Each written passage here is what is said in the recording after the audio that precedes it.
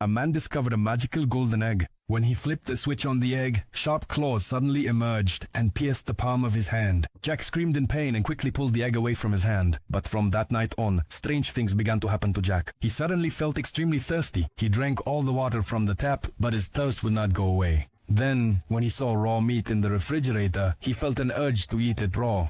Jack was frightened and quickly shut the refrigerator door. At that moment, the wound on his palm became unbearably itchy. Without thinking, he grabbed the egg again, flipped the switch and placed it on his palm. As soon as those sharp claws pierced his hand again, Jack felt a strange sense of relief. He had no idea that the mysterious creature inside the egg was sucking his blood. The next morning, he realized that he looked much younger. It was as if he had gone back to how he looked 80 years ago. His wife was also shocked to see the change. Then, when Jack went to open his shop, he found the door was already open. On the table, he found a business card. After visiting the address listed, he met a wealthy man named Mr. Man. Jack asked why the man had broken into his shop. The wealthy man didn't answer, but instead took out a notebook and began telling the story of the golden egg.